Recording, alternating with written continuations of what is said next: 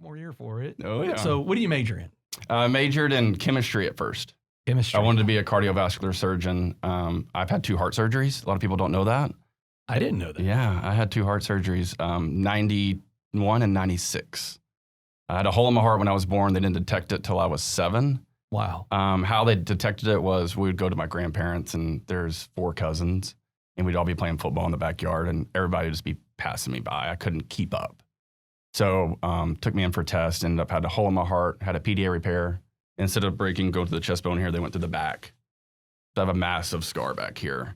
And then they thought everything was fixed and playing sports and everything, and I just kept on having this cough and would seem like I was going to pass out. And went in for another test, and ended up I had cardiomyopathy, arterial flutter, tachycardia, you name it, I had it. And the doctor at the time was located in South Carolina that they referred me to go for this procedure to fix the blood flow was flowing the wrong way.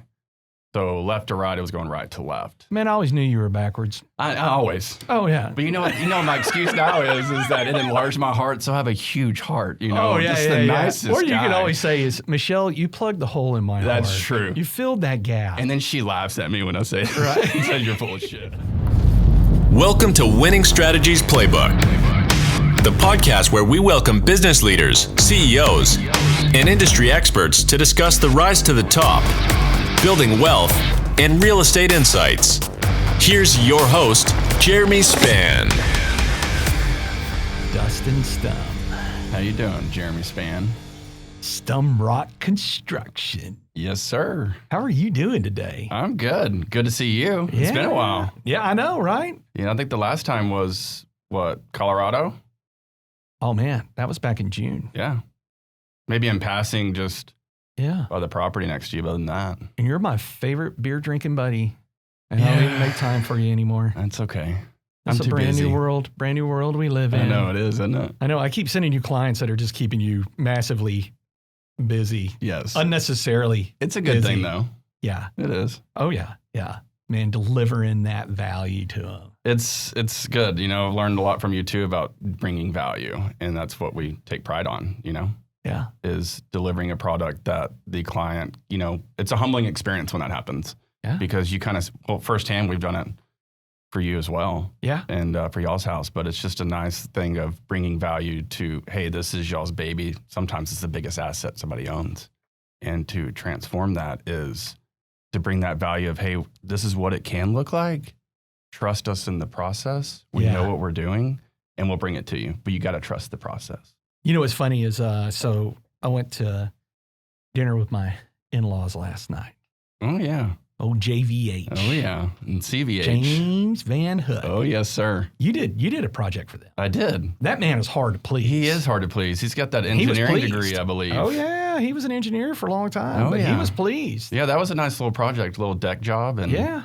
he was like, well, I can tell they're not finished carpenters, but you did a good job, Yeah. son. And I'm like, hey, coming from you, I'll take that. Yeah, that's like being told you won the lottery, Exactly. right? Yes. Speaking of JVA, he told me if I'm going to do a podcast, there's always got to be a joke. So each one of these, I'm doing a joke. So you ready for it? Yes. All right. And this one's really fitting for you. Do you want to hear a construction joke? I would love to hear one. Sorry, I'm still working on it.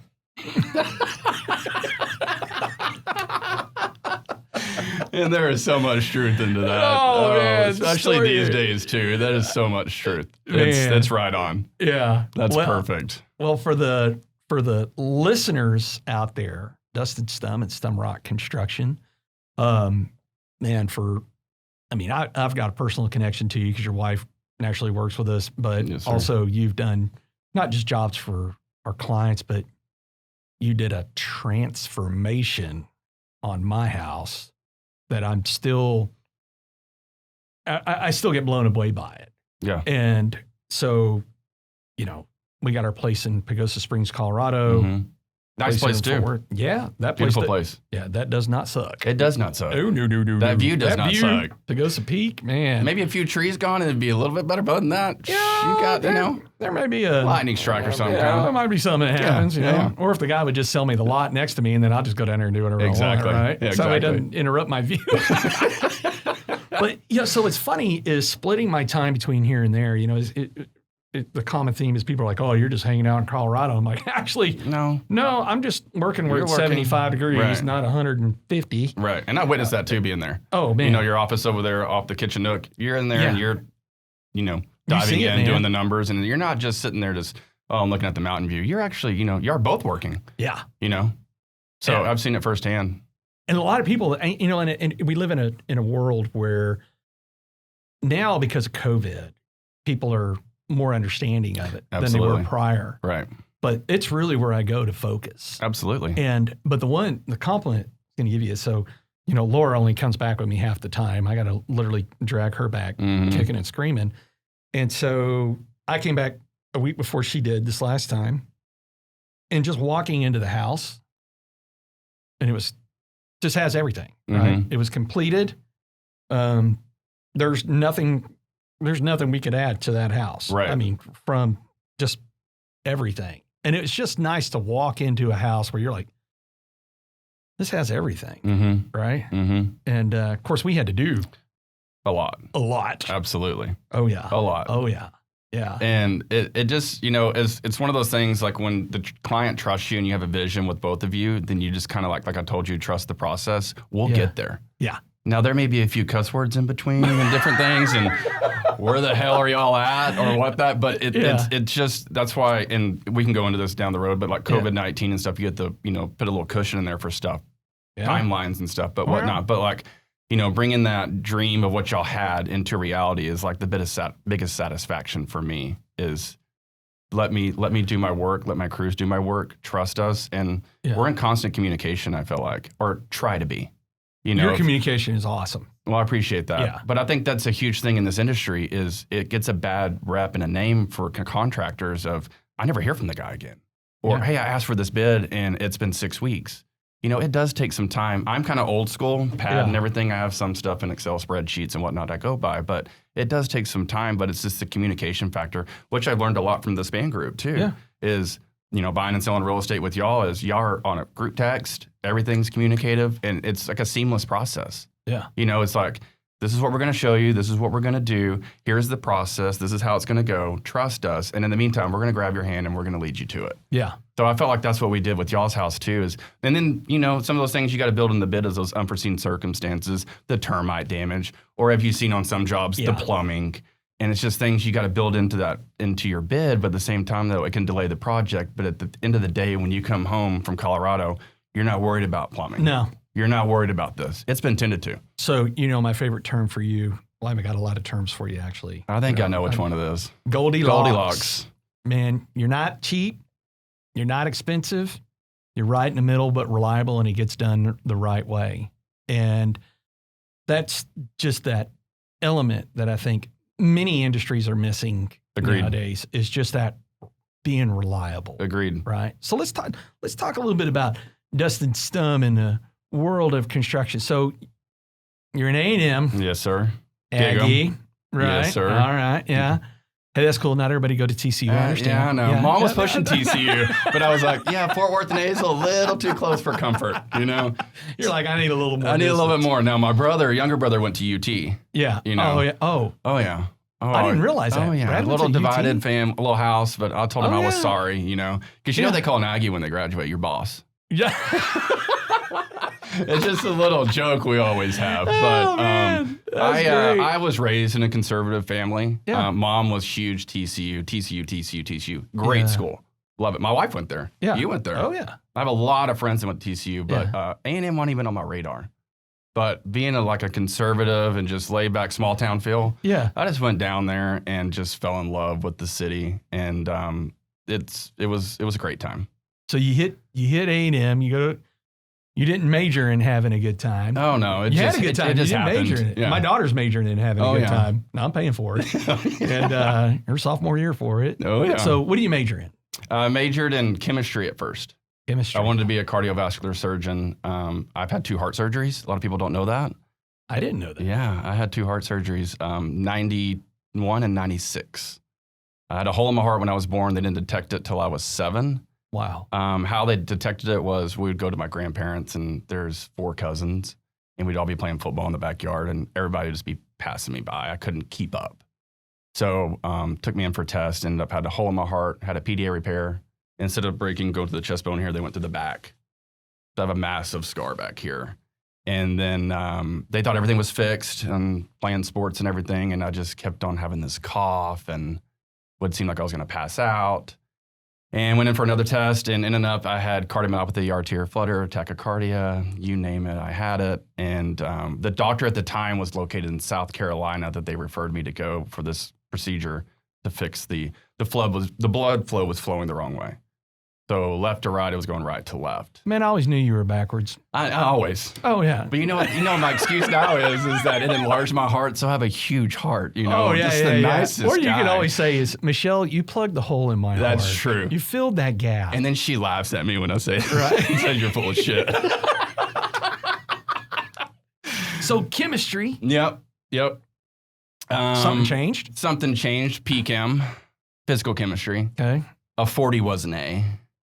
And I'm just like, what's the point in that, Yeah. you know? So I switched to bioenvironmental science. Okay.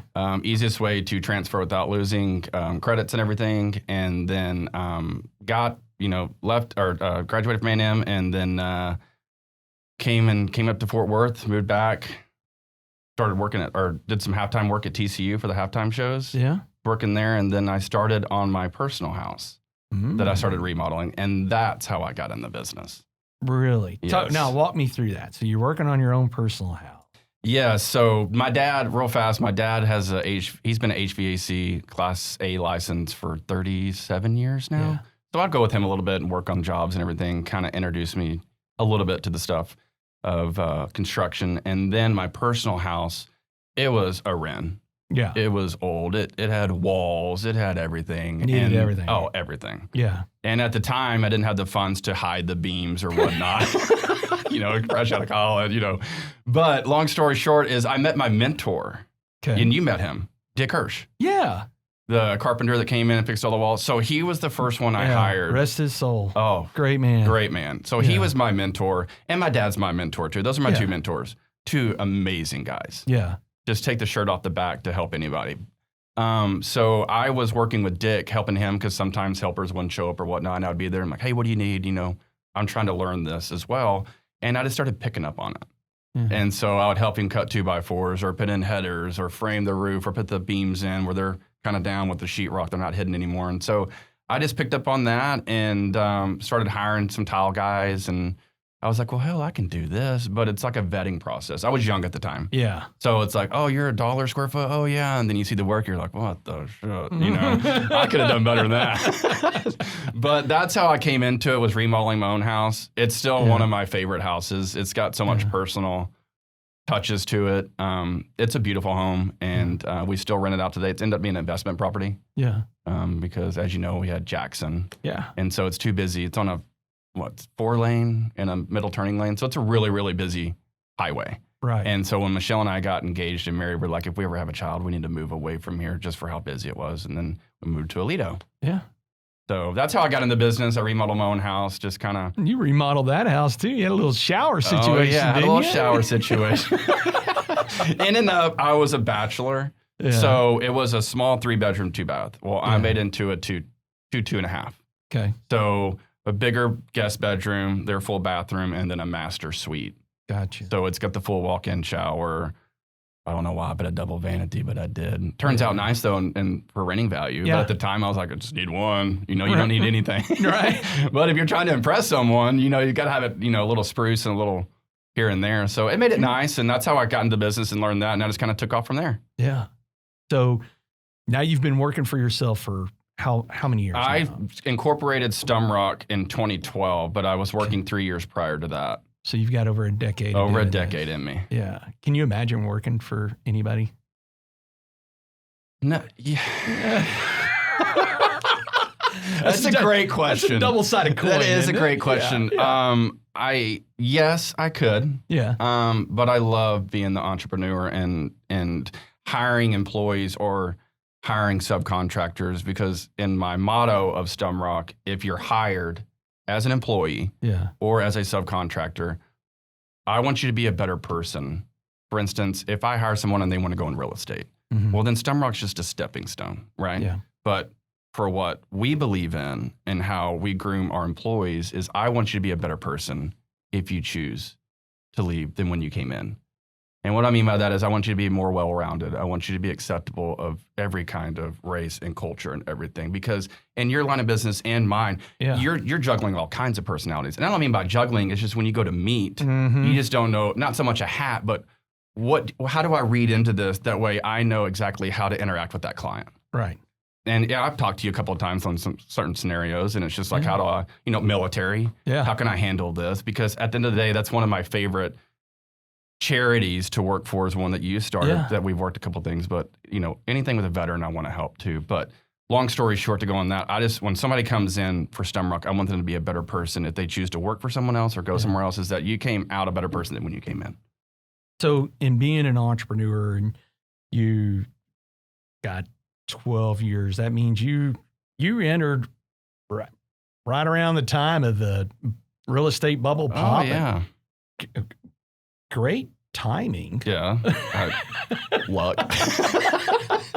Grace of God and luck, looking out for me. But yeah, it was, not to go into the COVID part, 'cause I know we'll probably talk about that, but I have been busier during COVID than I've ever been in business. Yeah.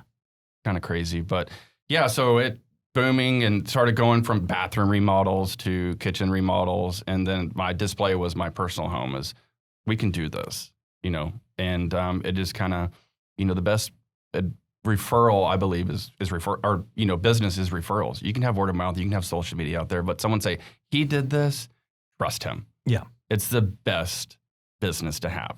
And then you have a connection there with the relationship. Oh, Spann? Oh, hell. Yeah. Well, we all know Spann. or Laura, or, it's just, or Carol Van Hook, we've done work. It's just nice that's where you can have a conversation where it can be kind of, well, I've had 4 contractors and they just kind of blew me off. Or then you have that personal connection. Yeah. So you can kind of talk about that and whatnot. So I hit at the right time. It just kind of worked out. And I can't be wrong. I always think your employees and your subs, they're a reflection of the top, right? Yeah. Whoever the owner is or the boss, whoever hired them, right? So it's like lead by example. I've had so many people tell me with different contractors is all he does is, excuse my French, chew my ass or always yelling. It's just bark, bark, bark, bark, bark. Right. And I'm just like, I don't believe in that. Now, if you mess up and, kind of like if you make 3 mistakes, you're out, type of thing. But you don't need to treat people like that. Lead by example. Man, and I tell you, that definitely carries through with the work that you do. As you know, we had some bad contractor experiences leading up to when we retained you to do this last house. And we've bought and remodeled many homes that we've opened. And one of the key things that stuck out is at no matter what phase the project was in, whether it was demo or whatever, at the end of the day, everything was picked up. Mm-hmm. Like, it didn't matter. Like, if you ripped ceilings out, they still swept it up, and it was come back and tear out the wall the next day. That's correct. Tell me about that. Like, what is it about the way I think, like I said, you surround yourself with good people, good contractors too. So Dick, for example, he was the messiest son of a gun I've ever met in my life. There'd be nails, staples, wood, and I'm like, I said, I know that you're 40 years tenure of me, right? What if this is your house? What if you were to come in unexpectedly and you're getting all the stuff work done and there's just stuff everywhere? It doesn't look good. Yeah. So the way I try to teach, not so much teach, but implement in our company is this is their biggest, and most people, their biggest asset, right? It's their baby. Yeah. And treat it like it's your own. Because if I'm doing a remodel or I hired a contractor, I don't want to mess when I walk in. I want to be able to walk in, not worry about stepping on nails and whatnot. But at the same time, I think it just gives it a nice, like if he's going to take care of this house in demo, what's it going to be like when we start doing floors and cabinets and paint? It's going to be taken care of and it's going to be clean. You can come look at it. I think it's just a little touch that goes a long way. It's the little things. And you hear that in life. It's the small things that matters. It's the little things, but it's true. I mean, you go in and it's like demo, there's, like I told you, nails, staple, wood, clean up. Yeah. Take 45 minutes at the end of the day and clean up. It's a safe job site now. It's a clean job site. And let's be honest, people that are doing remodels that own the house, they're working at 8 to 5, 9 to 5, or 12-hour days. Mm-hmm. And if they want to come in and see the money that they're spending, which is a lot of $15,000, $500,000, it doesn't matter. Everybody's on a budget. Yeah. And $15,000 is a lot of money, let's be honest. And so if they're just doing a little small bathroom remodel or whatnot, we take care of the whole house when we're doing a bathroom remodel. Floors are covered up because, again, when you're walking into a house, okay, this looks really nice. It's clean. They know what they're doing. I don't have to worry about if my kids are coming in, they're going to run on nails or staples or wood. It's an appearance look that goes a long way. And so it's just the little things we try to do on that just to make it nice for the client to come in at any time they want because it's their house. Yeah. So let's talk about entrepreneur spirit versus entrepreneur courage. And what I mean by that is a lot of people that in the spirit of things want to own their own business. But you're holding the bag. Comes a lot of courage to make tough times, hard times, and everything else. It does. So the way I've learned is, and I have a great wife too. She is all about saving, which is huge. And I've learned a lot about that because when I first started, it's like, oh, okay, I've got 30,000 here. Let's go do this, and this. But entrepreneur, or what I can say for courage and the entrepreneur is you've got to save that money for a rainy day. COVID-19. Who would have thunk? I mean, unbelievable. And hell, we were right into a remodel that came, smack dab when it came in. And I'm like, hey, man, I don't know if I'm going to finish this Merida. job. You're talking about Merida? I'm talking about Merida. Yeah. And so it's like, hey, when I go back to the courage of the entrepreneur and everything, I actually had a lady call me last night about a remodel that a water leak. She had 2 plumbers come out. She actually hired Double L, who I use every time. Yeah. And was like, hey, if you're going to have anybody use Stumrock Construction. And it went a long way for me because it's like, here's a subcontractor I've used for 10 years now. But he's like, if there's anybody in my house, it's going to be Stumrock Construction. And it went a long way. And where I'm going with this is that the contractor that she was going to hire said, I need 50% up front. No contract sign. And I'm like, run. Because that's not how, and that's where that bad business comes in. I'll tell you where that money's going. Oh, exactly. Hookers and cocaine. I've been down that road with a contractor before. The way we run is I don't ask for 50% up front and 50% on completion. We're in draw request. Yeah. And so where I'm getting with that with the courage and everything is you got to have that savings of, hey, we're going to do a demo phase and we're going to do some framing. It's going to come out of Stumrock because I already have a contract with the client. Yeah. They're not going to go anywhere. God forbid, right? But there's a contract there and signed. So it's like, have that cushion to where you can advance of having 2 or 3 remodels going on or, hey, we don't have anything going on, but I'm going to take care of my employees. So that's a good segue is when someone's hiring a contractor, of course, we'd love anybody to listen to this podcast to hire you, but there's only so many of you. You can only work on so many projects. If they were going to hire a contractor, what would you say are the top 3 things they should know about hiring a contractor that they should look for? Well, I know the big thing, not number 1, but I always say trust your gut. That's my number 1. Yeah. If you get a bad feeling or, for instance, 50% up front, just don't do it. Yeah. Don't do that. Secondly, do you mesh well?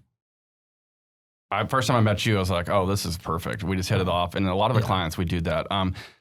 When you're looking at a contract, the BBB, that's a good thing too. We have an A+ rating with the BBB. The client that called me, that the guy wanted 50% up front, he has an F. Yeah. That's just a little search. Yeah. You could do real fast. But the top 3 things is trust your gut, honesty, and I always tell people when I do a bid, I do a line by line item. Because used to I would just build everything and there's a price. Yeah. And then it's like, well, what's this, this, and this? And I'm like, just be honest. Here's your allowance. Here's the price. This is my price. I'm not, like we talked about, I'm not the highest. I'm not the most expensive. So where I'm going with this, be honest. Mm-hmm. Be honest with that client. So when a client asks, hey, how much is this going to cost? Or what are we looking at here? It's like, well, there's a lot of things that can happen. And like I do that unforeseen circumstance that a lot of contractors will just hide in their bid. But to answer your question is trust your gut, honesty, and fill them out. But get 3 bids. I always tell people to get 3 bids. That way you can see where are we at here? Is somebody just trying to take us for everything?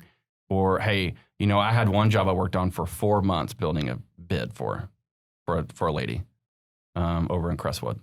And long story short is took my bid, Can you beat this? Oh yeah, of course I can beat it.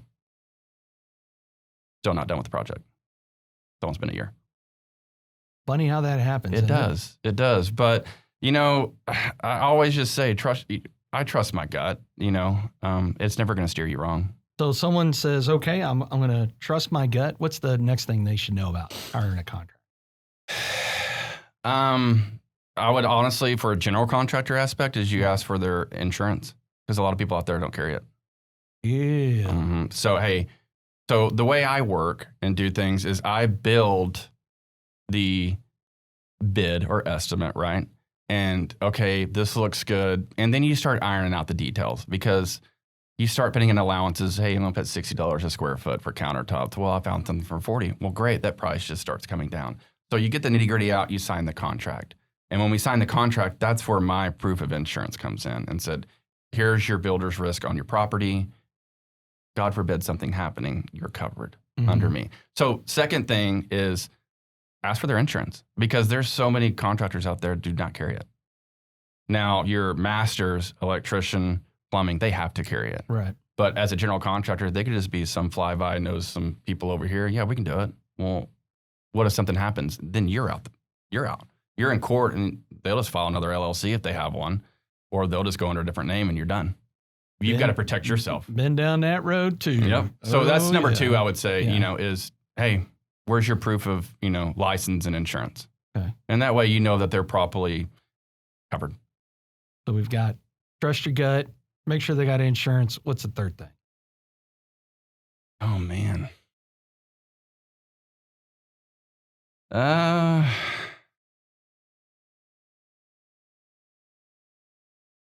I guess, like you not taught me, but like communication and everything is, you're going to get a bid, but there's always going to be a conversation going on, either a text, via email or whatnot. And it's just, a lot of people are out there to, as I call them flyby jobs. Yeah. And it's, hey, 10,000, you'll never see you again, right? So when I say and we talked about the first one, trust your gut, is I'm always in communication with my clients. And it's a standard industry to carry a year on warranty of labor, right? Mm-hmm. There's been times that I've come out to y'all's house or other clients. It's just a phone call. It's like, hey, man, I'm going to fix you. Do the right thing. Because you just don't know what that could lead to another future client. Of, hey, this guy out of warranty came and fixed something. And it's not about that. It's just about taking care of your clients, letting you know you're just a phone call away. So my biggest thing is trust. I mean, the third thing could be trust, but it's hard to do when you meet a contractor. But when you know, you know. Does that make sense? No, that's, literally every podcast we've been recording, trust always comes up. It's huge. That's the currency of business, not money. Trust is the currency of business. Yeah. Watching, the work that you did, man, I could show up at any time. The site was cleaned. We stayed on budget till we decided to change something. And we stayed on timeline till we decided to change something. And that's what I try to explain to folks is take all the decisions you're going to make and make sure that they're on the front end, because 100%. If you change, it's going to add time to the project and things are built out, right? So now you got to go get a different widget to make something happen that's going to cost different, right? So let's talk about... I wanted to add one thing real fast on that third thing. Yeah. Is a lot of times, I've dealt with some clients is on for a contractor, make sure they want to pull permits. Make sure they pull permits. Make sure they want to pull permits. And so what do I mean by that is you'll have contractors come in and say, oh yeah, we can move that shower. We can move that drain. Oh yeah, we can move that gas line. We can do this. And you understand this too in the resale of real estate. If something's not permitted, you have to disclose that. Mm-hmm. And so the way I come in my contract is any and all work that has to be permitted will be permitted. For example, electrical, changing out a breaker panel, changing out plugs, changing out this, or plumbing or whatnot, is make sure you pull that permit, because for one, it's a peace of mind for you because it's getting inspected by the city. And two, it's to show that the workmanship is qualified and it's looked by an inspector or third-party inspector. But a lot of contractors are like, no, I won't pull a permit. And I'm like, what are you scared of? What are you worried about? What are you worried about? It's just like Merida. Everything was inspected. And it's a peace of mind. Everything's done to the city code And then when you go to resale value, oh, I had the bathroom done. Here's the permit. It's public knowledge. You can look it up. So, I mean, that would be like the trust thing we talked about, like we trust is, do they pull permits? And I've had a client that said, no, I don't want to pull a permit. I'm not worried about my taxes. I'm worried about my taxes raising. I'm like, it's minuscule for a bathroom remodel. But like, and then I'm just like, that just kind of shows. Appraisal district's got more things to do with their time than to see who all pulled permits, right? And so that's just my thing is like, well, then maybe we're not a good mesh because I always pull a permit. It's just the way it is. My master plumber's going to pull it. My master electrician's going to pull it. And my master HVAC is going to pull it. My master licensed people. And I just think it's just good business. It really is. Like you said, it's just that this is an investment. Correct. Whether it's your personal home or investment property, it's still an investment. Exactly. And everybody is going to sell their house at some point. And whether you transition into another house or God has shown up and called your day. And so whoever your executor is going to sell the house. Mm-hmm. So the house is going to sell at some point. Correct. Right? Right. And it's important to be able to tell the story of this is why this house is better than the other houses. Correct. Because it was done the right way and the permits. Correct. So I just wanted to add that little tidbit. No, that's huge because there's so many people out there that, and especially in today's day and age. Oh, absolutely. We've had a limited inventory for a long time. Mm-hmm. And even more so, it's even more so where builders prior to COVID couldn't keep up as it was. And then now with supply chains all jacked up, they're even further behind. Absolutely. So people are buying, homes that were already existing and now they're going in and doing remodels. Exactly. I mean, you look at Wedgwood. Mm-hmm. I mean, there's remodels everywhere. Remodels everywhere. I mean, at least 2 or 3 on every block. I mean, it seems like. You see the big dumpsters out. Oh, yeah. And they're just tearing them up and putting in new windows and walls and plumbing. And that's the thing, I think, in this COVID world or post-COVID is that, the work, a lot of people are working at home 100% of the time now. Yeah. Right? And so to where before, let's just say you were 80% at work, 20% at home. Well, okay, I got to feed the kids. I've got to clean up a little bit, and then I'm going to bed.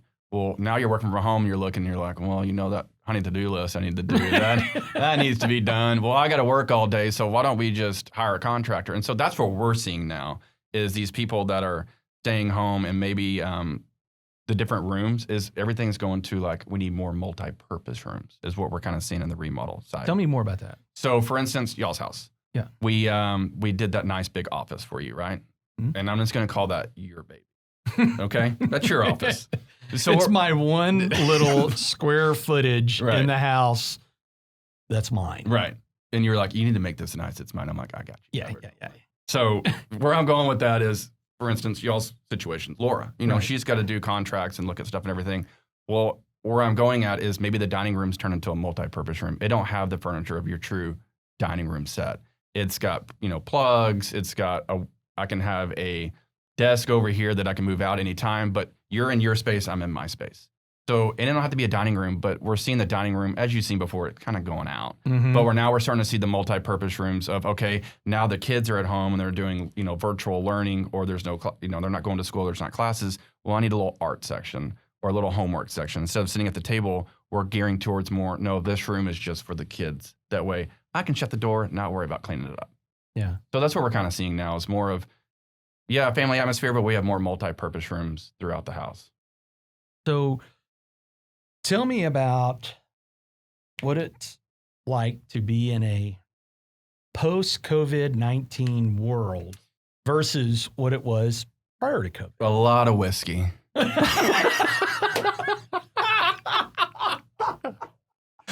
I kid, kind of. Yeah. I kid. No. The biggest, not so much of a struggle, but post-COVID is, as you know, the supply chain and all the workforce is down. I know some companies, my reps, they're down to 20%. The people that are selling are actually loading stuff and taking it to job sites. Wow. Because you have these manufacturing places where some people wear the mask, some people don't, or they have the same break room. And at the time, they just thought it was some type of virus or whatever. And then you're getting 30, 40 people infected. And some people show different symptoms, but you have to be quarantined for 14 days, if not 21.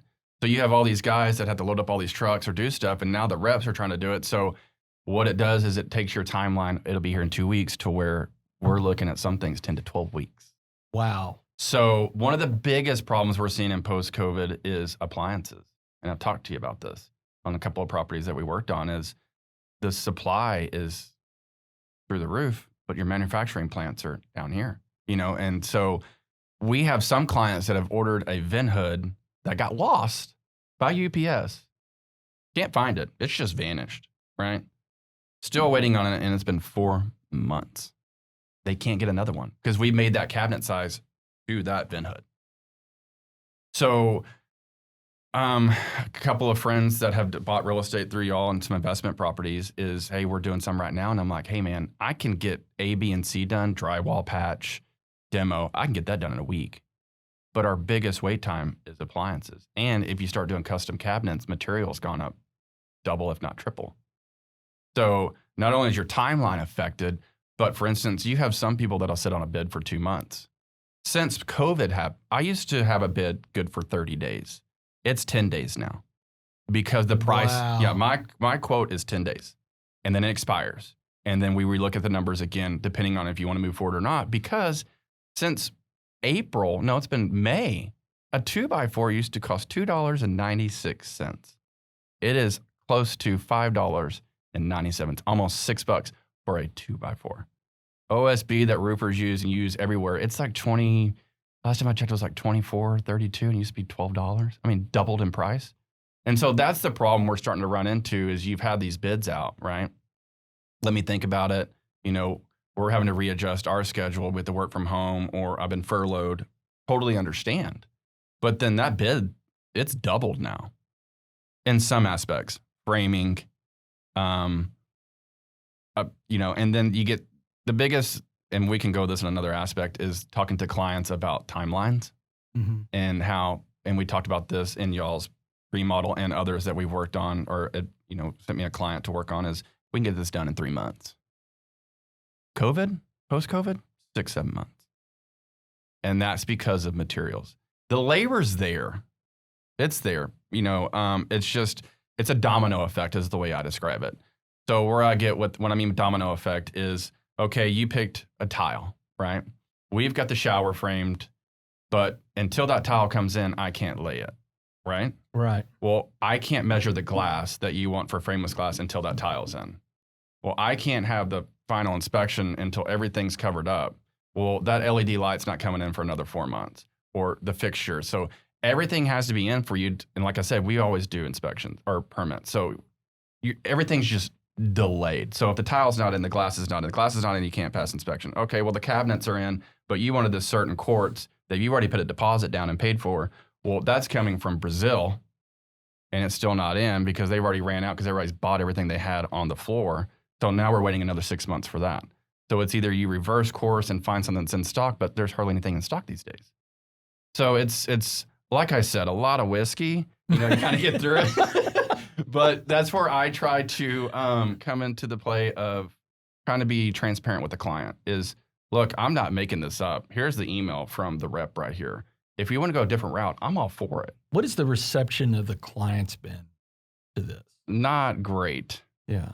Because, you start building these bids and estimates like in March, right when COVID, I used to read things and it was here January, February, they believe or whatnot. But March is when government got involved and everything's just like, so worked on a couple of remodels lately and it seems like everything's just been dragging. And the reason why is because we've waited 6 weeks for tile or, so it's not been great, but it's been kind of understanding a little bit from the customer side.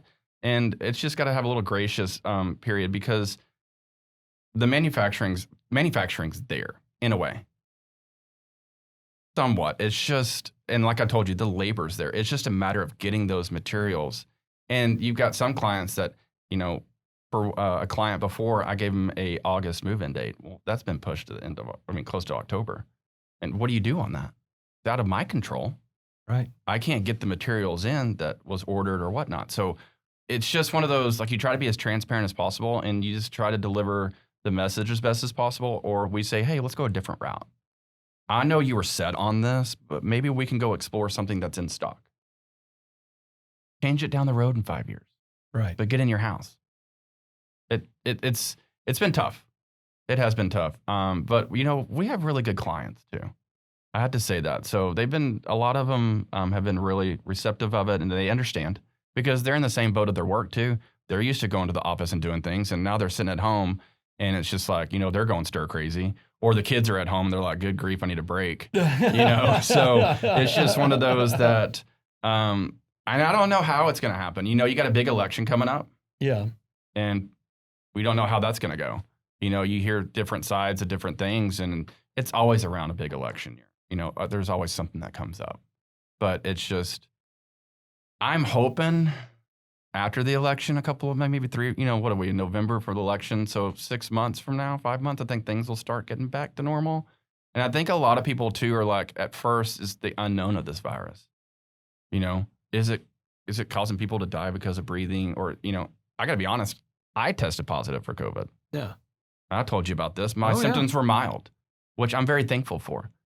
And I kid around with my wife, it's like, if anybody's going to get it, it's going to be me. Right. As many people I'm around. If you didn't have bad luck, you wouldn't have any luck at all. No, I see a rabbit's foot, but then we get around. But long story short is I've had it, and I think it's the people at first were the unknown and the shutdown and everything, which I thought was good, but it was for like keeping the hospitals. And not to go on a different tangent here, it's just the fact of I think we're going to get back on track. I've had the COVID. I've had the blessing of having mild symptoms, so it's not as bad as other people. But at the same time, if you have some underlying issues, stay home if you can. If your means allow you to do that, but we got to get back to work. In a safe, I think things have changed. People sneeze and people are going to stare at each other. Right. It's like, was that allergies or you got, and so, it kind of brings me to the toilet paper craze on this thing, right? Yeah. Which, how did that make any sense? And then someone said something that made me laugh, it made total sense, said, well, the reason there's been a run on toilet paper is because if you got 5 people standing around and someone coughs or sneezes, 4 crap their pants. So, that's good. But now, just looking at supply chain interruptions. So, Wall Street Journal came out with an article a couple of weeks ago of like paper towels. Mm-hmm. It's going to be an issue. Mm-hmm. These companies were about creating margins, which means they were doing just-in-time inventory, and now there's no inventory, and they're saying we may run out of paper towels because they can't get the manufacturing up fast enough to do that. Right. So when I was talking to Jeremy W., my general manager, he's like, yeah, it's getting to where now it costs more to get paper towels than just to get a laundry service to do, cloth napkins. Right. And so I was at Costco the other day to get dog food, and I'm going down, not thinking anything of it. I grab a thing of toilet paper, and I grab 2 things of paper towels because I was like, I'm going to get one for the house. I'm going to get one for the restaurant because he's like, man, they can't find them anywhere. Right. And, man, you would have thought that I was trying to rob them. Mm-hmm. Like, this guy comes out, he's like, you can't have 2.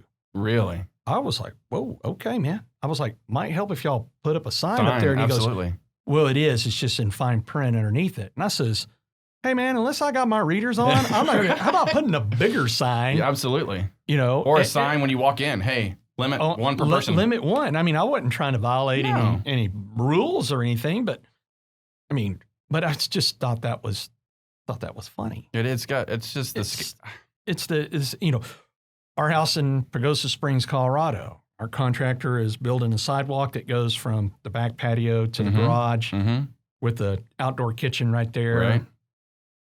They've had this thing framed out for a couple of weeks. And I was like, what's the holdup? He said, can't get concrete. I need a pallet of concrete. Can't get concrete. I was like, what? We ordered 2 chairs for the living room back in April. Yeah, let me guess, still not in. Still not in. I mean, it's all these small things that, like, it's the detail things that where you're like, what is going on here? I know, what is going on?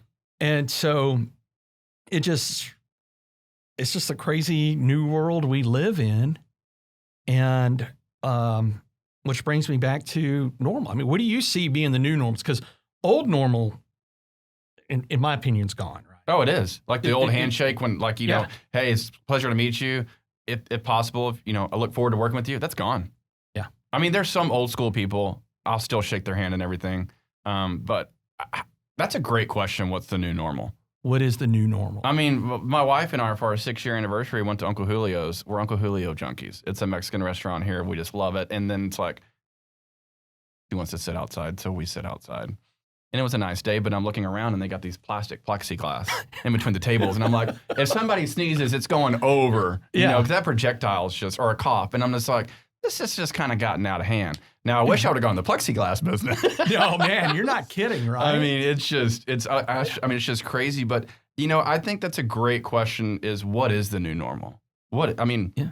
I mean, so let's take that new normal and what you're doing in the construction side of business. So to me, seems to be 3 economies going on. Mm-hmm. You've got the stock market, which is booming, Mm-hmm. right? Mm-hmm. But when you look at it, 89, I think what was the statistic I heard the other day? 89% of stocks are owned by only 10% of the population anyway. So is that a true replication? Then you've got the housing market, which there's different markets within that, Right. you know, but let's call it under 500,000, moving like hotcakes. Mm-hmm. And then you've got the regular economy, right? Mhm. Where there's a lot of job losses. Correct. The transportation and hospitality industry just, Taking a huge hit. I mean, even for us, Mm-hmm. I mean, how much we traveled, not just luxury travel, but traveling for Sotheby's. Absolutely. I mean, I was down in Mexico City 4 times a year, once a quarter. I was in San Diego every other California, yeah. month. Mm-hmm. I mean, just on those alone, and haven't been on an airplane. And it's not because I'm worried about getting on airplanes. Well, if I go there, what am I going to be able to do? Exactly. Everything's shut down or 50%. Right. Or, like you said, the new norm, somebody doesn't, you know, they'd rather do a Zoom call than you fly out and Absolutely. be face to face. Yep. And so there's these changes in the economy. But when it comes to the housing portion of the economy, what do you see from your standpoint, your perspective, and where do you see that go? So a lot of the clients we've had now is, you know, the interest rates were so low if they had a mortgage on their house. So they were like, hey, we're going to refi. And then instead of being out all this money, we're going to take a construction loan out of what we have equity in the house. So I got this low interest rate. If we're going to say 75,000, let's pull 100,000 out, right? Okay. Just for unforeseen circumstances, cost or whatever. We're seeing a lot of that right now. To where I'm going to go in, show the bid and say, yeah, we're actually doing the work. That's a first. Wow. And what I mean by that, I mean like almost 60, 70% are doing that right now. Really? Mm-hmm. Because they have that unknown fear of where is the market going, Mhm. right? So if I have $200,000 in savings, I'm being hypothetical here, Right. right? Remodel is going to cost $100,000. Well, I just depleted 150% of my savings. And what if the world goes to shit? Mhm. You know, I want to have that backup where I have something to where let's let not so much the bank take the hit, but let's rely on this. We've already practically paid down our house dramatically. So let's get a refi in and try to get that construction loan out of the equity we have in the house. That way we just have this one little monthly payment here and we're not taking a big chunk out of here. And then I'm seeing a lot of clients, and you've seen like anywhere from 200,000 to 400,000 are flying off the, and so, you know, not to go back, but like I said, the best word or the business is referral, right? And so I'm getting a lot of real estate referrals too of, you know, we did a work on y'all's house. He did a superb job. I've done a couple of realtors' personal house. He's done a great job. He's reliable. So where I'm getting at is I'm getting these referrals from these real estate agents, and they're like, this house is, you know, going to sell for $300,000. They want to put 125 in. Mhm. And that neighborhood, you're right there at it. So I'm not seeing a lot in the 100 to 200,000 houses or whatnot. And what I mean by the housing market, I think people, and you've seen this, they want to pool. Oh, I mean, beforehand, you like pool? No, That's thank you. That's crazy.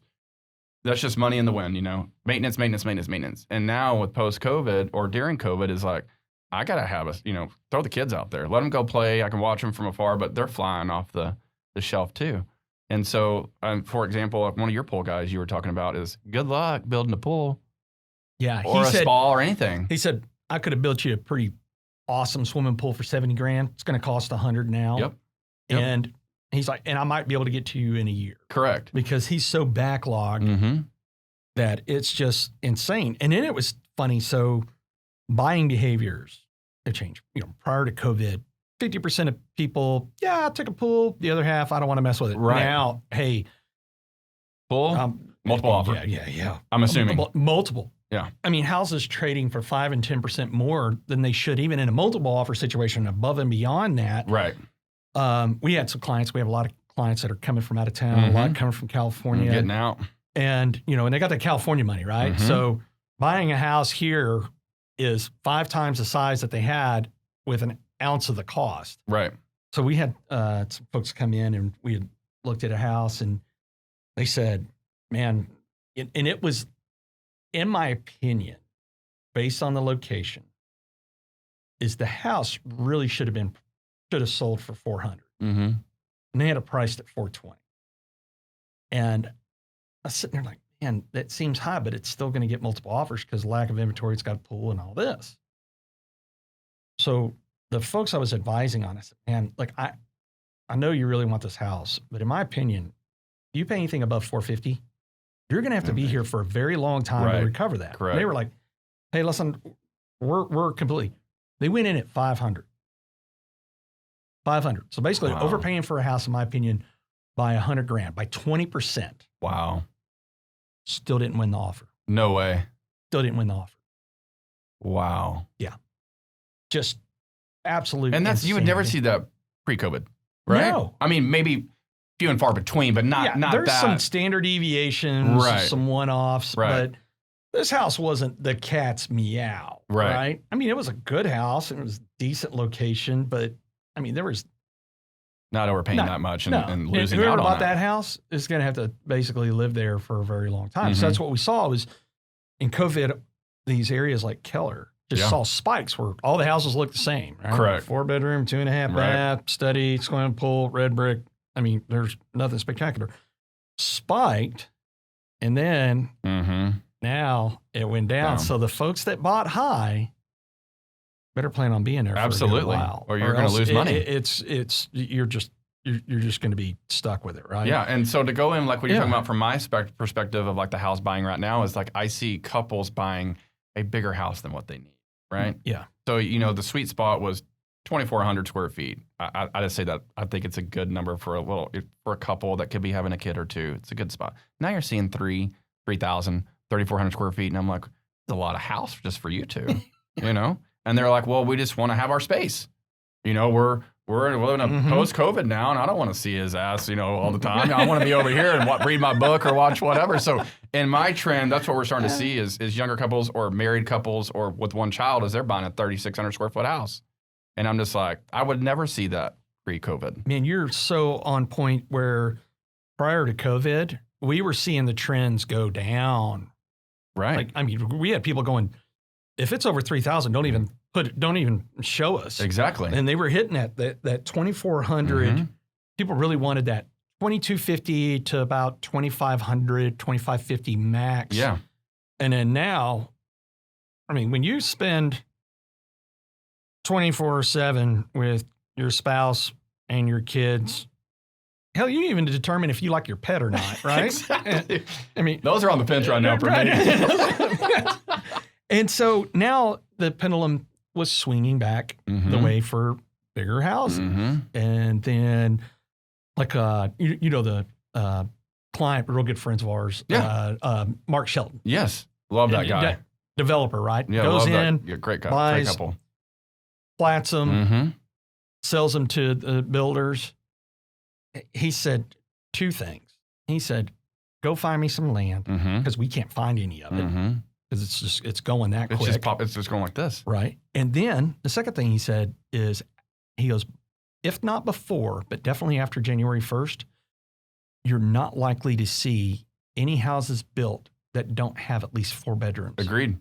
Because that 4th bedroom can be used as an office space or for a 4-2 and a study. Like even D.R. Horton, their turnaround ones, which I tell folks, I'm like, look, if you're going to buy in that 250 range, there's just no inventory. Go buy one of these new construction ones. especially VA, right? Because VA is so hard to compete with offers that the incentives that are there, you can get into a neighborhood, you can get a house, and that's the goal now is to find a house. You're not going to find the house, exactly, right? Yeah, find a house. Yeah, and that's the conversations we're having with folks. Oh, I can only imagine. You're not going to get everything you want out of the house. What are the top 3 to 5 non-negotiables? Exactly. It's got to have 4 bedrooms. It's got to have at least 2 baths. It's got to be on an acre. Probably. Open, whichever. Something, yeah. And if you don't have those, then don't show it. But, when they start getting into, the closet looked a little smaller or this, it's like, hey, if you're going to get picky, this is probably the wrong market to do it. Exactly. And like you said, is people change the tile in 5 years. I tell folks, look, buy a house. If you're not happy with it, sell it in 2 years. You're not. Yeah, you're fine on that. Yeah, you're not gonna sell it for less than what you bought it. Likely, unless you bought during the spiking. then you might be in a little bit different situation. Yeah. But that's what I tell people. It's like, the goal is let's get you in a house. Let's get you in the right house. Maybe not the perfect house, but the right house, because there's just no inventory, and that's the new world we live in. It is. And, I think when you look at a lot of things going on with the economy, like I said, is you got the stock market that's doing one thing, you got the housing market that's doing another, but then you got the transportation, hospitality, hotel, restaurant, and retail arena that is just hurt. Oh, it's they awful. got a hurt locker, and that houses a lot of jobs. It does. Right? But the funny thing is where we expected, demand has been higher than supply for some time. Correct. We expected, hey, now people are going to be a little less qualified because they've lost their jobs or whatnot. But what filled the void was people that were sitting on a fence and renting before. They're like, I'm not renting anymore. I'm buying. Well, yeah, it makes, So they filled the gap where the folks that were now becoming to a point of not being able to qualify, that void got filled by people that went, I'll tell you what, I'll trade you. You were going to buy a house, you can take my apartment, I'm going to go buy this house. You can't qualify for it. Exactly. And that's and we're seeing weird things. So we had this house listed out there off Camp Bowie, $235,000. It was listed for. Naturally, the price point's going to go pretty. And the buyer was putting $80,000 down, but FHA. So I called the agent. I said, did you have to change it to conventional or something? Right. Nope, it's not a typo. And I said, what is going on? I said, my buyer was conventional 2 weeks ago. But because lending has changed, DTI requirements have changed, she now qualifies as FHA. She doesn't qualify for conventional anymore. Putting $80,000 down. Good grief. You got a cold $100 cash sitting in the bank account, and you. How different is that? It's New huge. World, Oh yeah, absolutely. New world we live in. Yeah. And another thing too to kind of go on the houses of like post-COVID is like the bigger houses is you got in-laws moving in now. Oh, I see that all the time. A lot of and that. so of like, oh, they're just going to get a 22 to 2,400 square foot. No, we got a house of in-laws now because they could be furloughed or hey, they got laid off or whatnot. And hearing some backstories of clients is they're helping us with the bills or helping us with our mortgage or they're going to give us a certain amount down, which is none of my business, right? That's not. But that's what we're starting to see too is in-laws or certain parts of the family are having to move in because something's going on. So I can't have you in a 2,400 square foot house. I've got to have you in 36 where I got to have my space and a peace of mind. So we're starting to see that too. And that multi-purpose room where I'm going back to is you could have, a set of, brothers that have the wives and that, you got 2 people in the office and 2 people here and they're trying to work and do stuff. And it's just like, you can't do it in a kitchen or a dining room when you have kids. And so that's what we're just starting to see as a trend. Is multi-purpose rooms and stuff, but that's a big thing is people moving in that's unexpectedly moving in, or hey, I need to add on more to our house. We're not going to move, we're not going to sell, but we got to add on 1,000 square feet. Right. And I'm like, well, used to I could bid that for, depending on the finish outs and everything, is anywhere from 40 to 50. Double that now. Right. It's just like your experience at Pagosa Springs, you can't even get concrete. I know, right? Yeah, and so you get furniture. I know.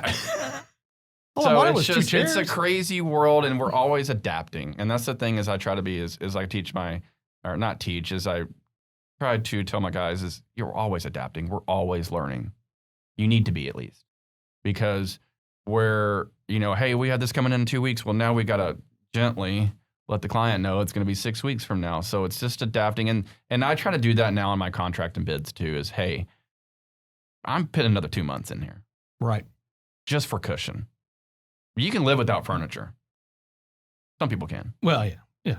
But I'm saying if you want to move into your home or do something, it's just, the time has just, you can ask in anybody's business. It just takes time now. I mean, everything's just so backed up. Well, I'm so glad to see how successful you've been in this, what I call the post-pandemic protesting, rioting, election year trifecta of 2020. Mm-hmm. And people had a decision to make back in March. Mm-hmm. Am I going to sit around and watch Netflix and Hulu, or am I going to go to work? That's right. You were one of those that went to work. There's a reason you're successful. But even with all that success and everything you know now, you could go back to 22-year-old self. I have this written down. Because it was. What would you tell 22-year-old self? Here's my thing. I wrote it down. I was talking to my wife about it, and we live in this fast-paced world, right? Yeah. It's just, hey, a lot of times it's make money. Everything just flies by so fast. I lost my papaw 3 years ago. I lost my mentor 2 years ago. So my old 22-year-old self would say, slow down, right? If a lot of people don't do journals, some people do, put a mental note in your head, write something down so you can go back, because there's people that touched your lives. When you get older, you finally realize that. When you're 22, it's just like college, drinking, or if you're in a trade business and you want to be an electrician or whatnot. And there's no either wrong. People say, would you choose college or would you go back to construction? I'm like, that's a great question. Because if I had to do it all over again, I'd major in construction management. But I think that my best thing to say for my 22-year-old self is enjoy the moment, enjoy life. Live in the moment that you're there right now, because, a lot of people don't know this, but my dad broke his back when 1994. So I was after my heart surgery. I was about 10 years old. My younger brother was 9, and he broke his back, punctured his lung, broke all his ribs. They thought he was paralyzed. And so at a young age we had to put food on the table, because his business of HVAC was our livelihood.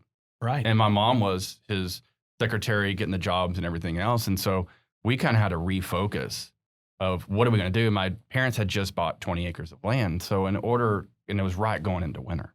Oh, so we had trailer, we had wood, we had chainsaw. So I was 10 years old, cutting up wood, splitting it. We were going to put food on the table and whatnot. So where I'm tying this in is appreciate the little things, appreciate life, because everybody's been somewhere. Everybody's gone through something, right?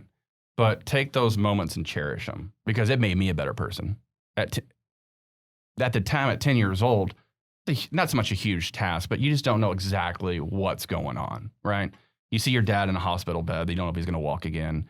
You're out splitting wood, cutting firewood to help put food on the table and pay the bills and everything. And I just think it makes you a more appreciative, well-rounded person of you weren't just handed this your whole life, which is, if that's the case, that's fine for some people, Yeah. That's what makes the world go round. But that's what gave me the aspect of when you ask, am I going to sit and watch Netflix or am I going to go work?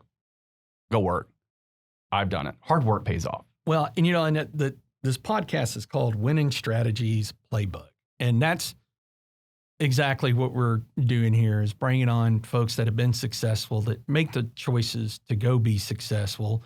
So, all right. So for the listeners out there, they want some, some construction work done. How do they get a hold of Stumrock? I mean, so we have a website. We are on the web. We do have a website. We do have all social media aspects. How do they find you? What's the website? The website's stumrock.com or www. I hear take off the www. That's old school now. And I'm like, and can't keep spell up. Stumrock. So STUMROCK. And that's M as in Mary. That's right? N as in Mary. So when I started the company, I was thinking Stum Construction. I'm like, I just don't, Right.